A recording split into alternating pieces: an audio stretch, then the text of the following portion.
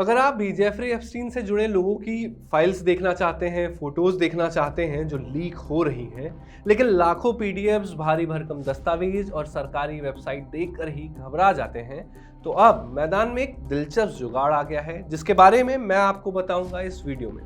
और ये वीडियो देखने के बाद आपके हाथों में भी जेफरी एप्स्टीन के मेल का एक्सेस होगा, जैसे मैं एक्सेस कर पा रहा हूं। आप उसे चला सकते हैं, मेरी बात मान। अब तक जो डिपार्टमेंट्स ऑफ जस्टिस ने डिटेल्स बाहर रखी थी वो कुछ ऐसी थी जैसे आपके हाथ में किताब तो दे दी जाए लेकिन बिना इंडेक्स के। सब कुछ मौजूद है किताब में, पर ढूंढना अपने आप में एक काम है। अब हुआ ये है कि दो लड़कों ने वही फाइल्स उठाई हैं और उन्हें जीमेल जैसी शक्ल दे दी है। आप नाम टाइप करते हैं, ईमेल खुल जाते हैं, डॉक्यूमेंट एक ड्राइव में मिल जाते हैं, फ्लाइट डिटेल्स अलग अलग सेक्शन में मिल जाते हैं, कौन किस फ्लाइट से आया आप आसानी से देख पाएंगे। यानी जो काम पहले पत्रकार, वकील और महीनों की मेहनत से होता था वो अब एक सर्च बार से हो रहा है। तो आज की दुनिया की इस वीडियो में हम जानेंगे ये जीमेल आखिर है क्या और कैसे काम करता है, इसे बनाने वाले ये दो लोग कौन हैं और उन्होंने ऐसा क्यों किया।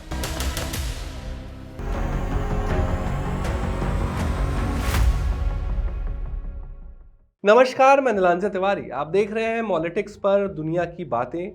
सोचिए कल सुबह आप जीमेल खोलें और पता चले कि यह अकाउंट आपका नहीं है। यह किसी एक ऐसे व्यक्ति का अकाउंट है जिसकी वजह से दुनिया की सबसे बड़ी क्रिमिनल इन्वेस्टिगेशन की शुरुआत हुई थी। और आप सिर्फ मेल नहीं पढ़ रहे हैं बल्कि उसके कॉन्टैक्ट्स, फ्लाइट डिटेल्स और डॉक्यूमेंट्स भी देख पा रहे हैं। अब सवाल यह नहीं है कि यह क्रीपी है या नहीं, असली सवाल यह है कि क्या आपको ऐसा करने का हक है, और अगर हक है तो सरकारें अब तक इसे इतना मुश्किल क्यों बनाए हुई थी। आज की कहानी इसी सवाल से शुरू होती है।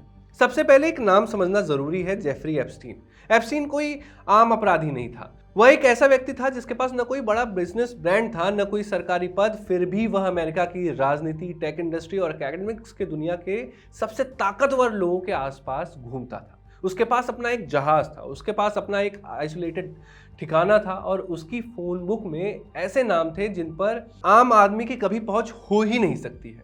2008 में उस पर कम उम्र की लड़कियों के साथ गलत काम करने के आरोप लगे। यह कोई छोटा मामला नहीं था, लेकिन हुआ क्या? एक लीगल डील हुई, बहुत कम सजा मिली और मामला लगभग खत्म मान लिया गया। बाद में मियामी हेराल्ड की इन्वेस्टिगेशन ने बताया कि उस समय गवर्नमेंट प्रोसिक्यूटर्स ने जानबूझकर उसे बचाया था। यह ओपिनियन नहीं है, यह कोर्ट रिकॉर्ड्स में दर्ज बात है।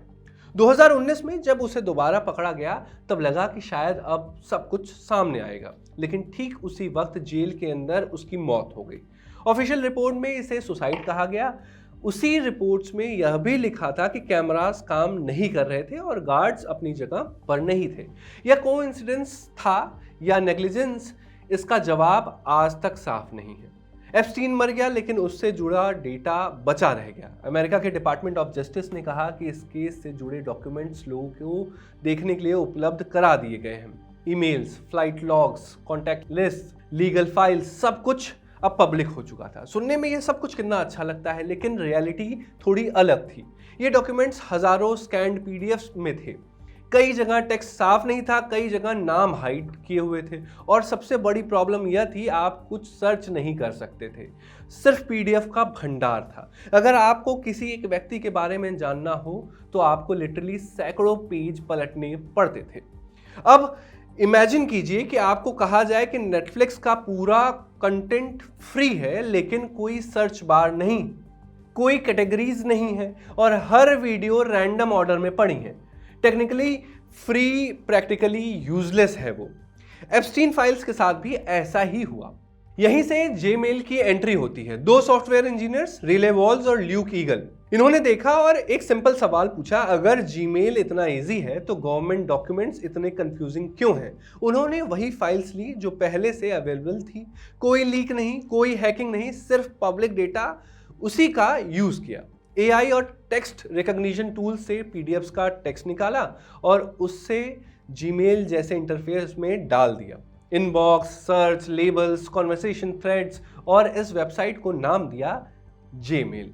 और ये वेबसाइट है www.gmail.world/। उनका दावा है कि यह पूरा काम कुछ ही घंटों में हो गया। उनके हिसाब से ये 5 घंटों में हो गया। अब यह सोचने वाली बात है कि अगर 2 इंजीनियर्स 5 घंटे में ऐसा कर सकते हैं तो बड़े सरकारी डिपार्टमेंट सालों में क्यों नहीं कर पाए? यह टेक्निकल लिमिटेशंस थी या इंटेंशनल कॉम्प्लिसिटी? इसका जवाब कोई ऑफिशियल नहीं देता। अब जीमेल पर आप कोई भी नाम टाइप कर सकते हैं और उससे जुड़ी ईमेल्स, अटैचमेंट्स और रेफरेंसेस सामने आ जाते हैं, ठीक वैसे ही जैसे आप अपने पुराने मेल्स ढूंढते हैं।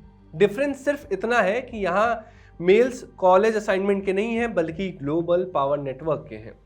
यहाँ एक बहुत ज़रूरी क्लैरिफिकेशन है, किसी ईमेल में किसी का नाम होना यह प्रूव नहीं करता कि उसने कोई क्राइम किया है। जीमेल कोई कोर्ट नहीं है, यह वर्डिक्ट नहीं देता, लेकिन वह इंफॉर्मेशन को यूजेबल ज़रूर बना देता है। और यही वजह है कि कुछ बड़े नामों पर अचानक ध्यान गया, जैसे अमेरिका के प्रेसिडेंट डोनाल्ड ट्रंप या टेक इंडस्ट्री के सबसे चर्चित नाम एलन मस्क, उनके नाम ईमेल्स में दिखते हैं। इसका मतलब गिल्ट नहीं है, लेकिन इसका मतलब यह ज़रूरी है कि यह इंफॉर्मेशन अब बरीड नहीं है। एक एग्जाम्पल के तौर पर समझिए कि जीमेल पर दिखने वाले एक ईमेल में एप्स्टीन और एलन मस्क से ट्रैवल अरेंजमेंट को लेकर बात होती है। जवाब कैजुअल और इनफॉर्मल है, इसमें कोई इलीगल बात नहीं दिखती। लेकिन सवाल यह उठता है, पहले इस ईमेल को ढूंढने के लिए जर्नलिस्ट को वीक्स क्यों लगते थे और अब यह एक सर्च अवे क्यों है? यही जीमेल की रियल पावर है जो इन दोनों लड़कों ने बनाई है। यह नया सच नहीं बनाता, यह पुराने डॉक्यूमेंट्स को एक्सेसिबल बना देता है। जीमेल सिर्फ ईमेल्स तक सीमित नहीं है, इसमें डॉक्यूमेंट्स ड्राइव की तरह रखे गए हैं, फ्लाइट डिटेल्स अलग अलग सेक्शंस में है, फोटोज अलग जगह पर है, यानी एप्स्टीन की पूरी डिजिटल लाइफ को मैप कर दिया गया है। अब यह कहानी सिर्फ एप्स्टीन की नहीं रह जाती है, यह कहानी बन जाती है इंफॉर्मेशन कंट्रोल की। पहले इंफॉर्मेशन गेटकीपर के हाथ में थी, बड़े बड़े बंडल्स, पीडीएफ्स जहां आप ढूंढते रह जाओ, governments, courts, big media houses. अब टेक्नोलॉजी उस गेट को बाईपास कर सकती है, लेकिन यहाँ रिस्क भी है। कंटेक्स्ट के बिना नाम पढ़े जाएंगे, सोशल मीडिया ट्रायल्स होंगे, हाफ ट्रूथ्स फैलेंगी। इसलिए यह ज़रूरी है कि जीमेल को प्रूफ नहीं, स्टार्टिंग पॉइंट की तरह देखा जाए। एंडिंग पर एक सिंपल सवाल बचता है, अगर इंफॉर्मेशन मौजूद है तो क्या उसे समझने लायक बनाना गलत है?